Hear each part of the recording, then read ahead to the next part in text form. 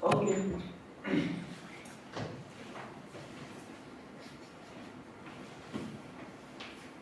Om Swastiastu. Assalamualaikum warahmatullahi wabarakatuh. Shalom, namo buddhaya. Salam kebajikan. Rahayu, salam harmoni.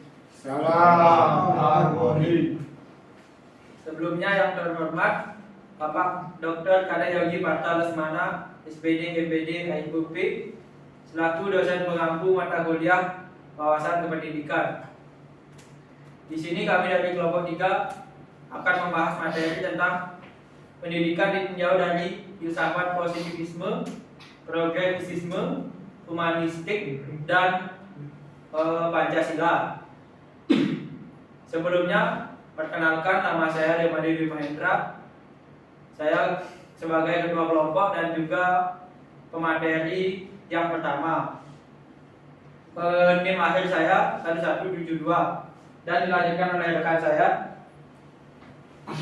Perkenalkan, nama saya Ketum Angkor Saputra dengan NIM akhir 1193.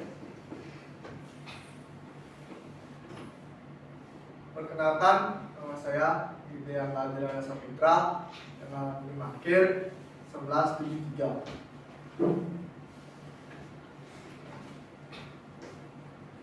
Perkenalkan, nama saya Maluk Akangestu dengan NIM akhir 1166.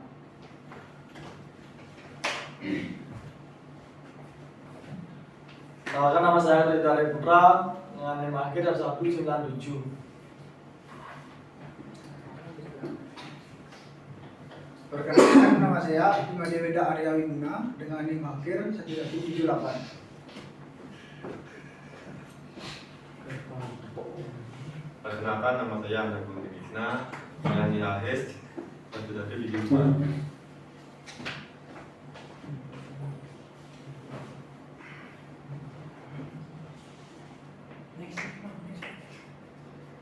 Baik, langsung saja ke materi yang pertama, yaitu konsep pendidikan menurut filsafat positivisme. Yaitu positivisme adalah inti filsafat berfokus pada yang dapat diamati, diukur dan diuji secara empiris. Positivisme cenderung mengesampingkan aspek subjektif, spiritual, dan metafisik. Konsep pendidikan yang pertama yaitu pendidikan harus berbasis ilmu pengetahuan yang objektif dan fakta. Yang kedua, guru dianggap sebagai penyampai informasi, sedangkan siswa adalah penerima yang mempelajari melalui observasi, eksperimen, dan pembuktian. Yang ketiga, kurikulum menitik beratkan pada sains, teknologi, dan matematika. Dan yang terakhir, penilaian keberhasilan pendidikan dilakukan berdasarkan hasil yang konkret dan dapat diukur.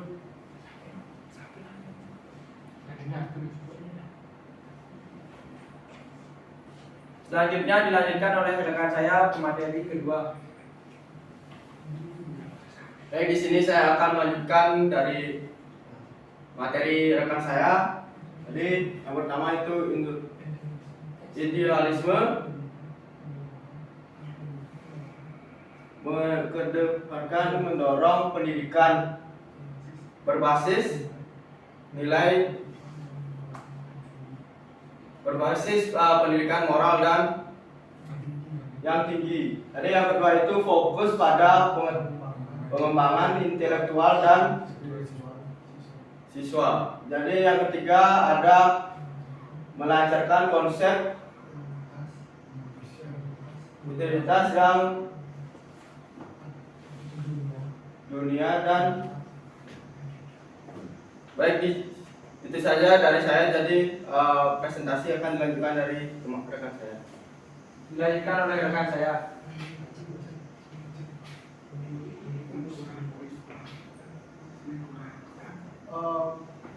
Kurang memperhatikan realitas dunia nyata atau kebutuhan praktis siswa. Yang kedua ada bisa terlalu teoritas dalam sehingga sulit diterapkan dalam sistem pendidikan. Yang ketiga, tidak fleksibel terhadap perubahan zaman. Saya kembalikan ke moderator.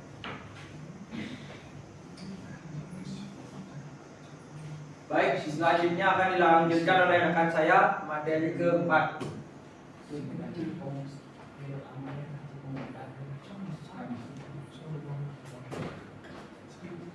Baik, di sini saya akan menaikkan materi keempat. Relevansi keempat perspektif filsafat ini terhadap pendidikan di Indonesia. Relevansi penguatan nilai moral dan agama. Dalam konteks Indonesia, pendidikan sering dikaitkan dengan penguatan nilai-nilai moral, etika, dan agama.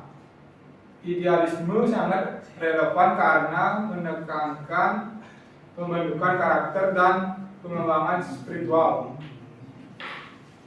Visi pendidikan yang luhur.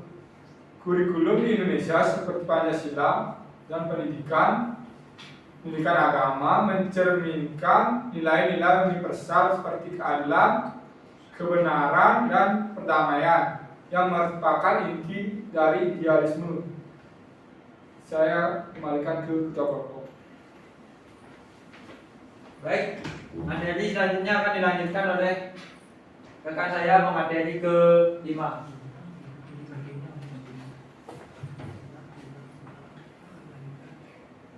Baik, di sini saya akan melanjutkan presentasi dari teman saya.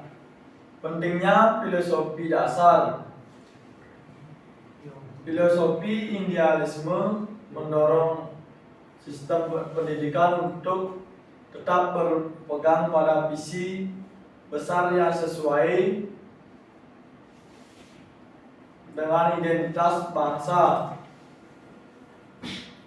Kedua, dalam dunia modern yang semakin pragmatis, penerapan idealisme kadang dianggap kurang relevan jika tidak diimbangi dengan pendekatan praktis.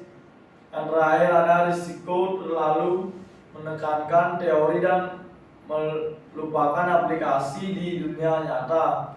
Saya serahkan ke Ketua Kelompok.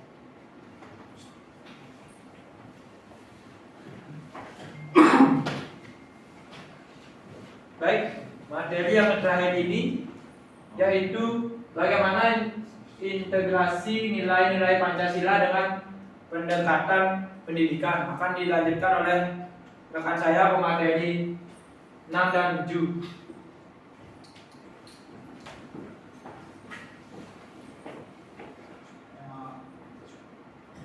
Teks paragraf apositisme dapat digunakan untuk mengembangkan sains dan teknologi yang berlandaskan nilai Pancasila, seperti memanfaatkan teknologi untuk kesejahteraan bersama, keadilan sosial. Misalnya pengembangan teknologi pendidikan berbasis lokal yang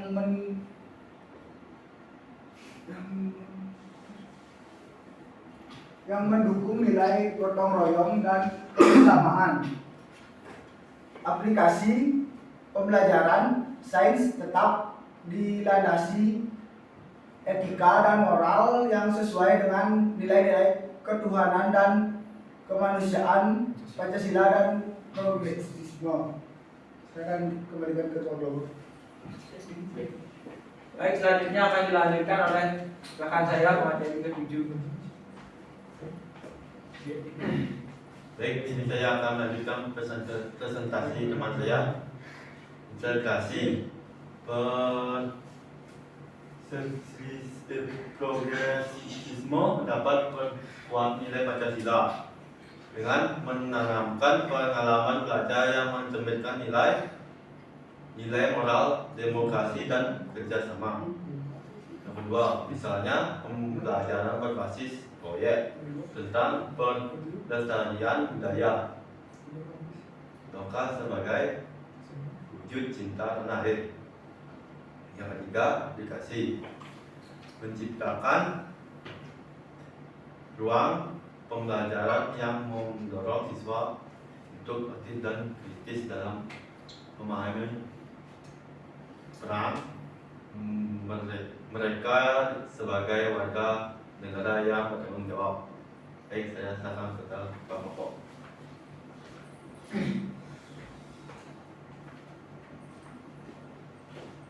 Baik, di sini saya akan menjelaskan kesimpulan dari materi kali ini. Yaitu keempat, filsafat ini menawarkan pendekatan yang saling melengkapi dalam menciptakan sistem pendidikan yang seimbang. Positivisme memberikan penekanan pada pembelajaran yang berbasis ilmiah.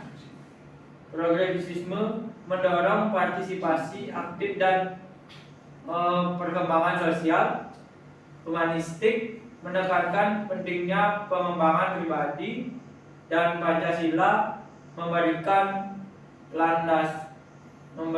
landasan moral dan etika yang mengarah pada pembangunan karakter bangsa.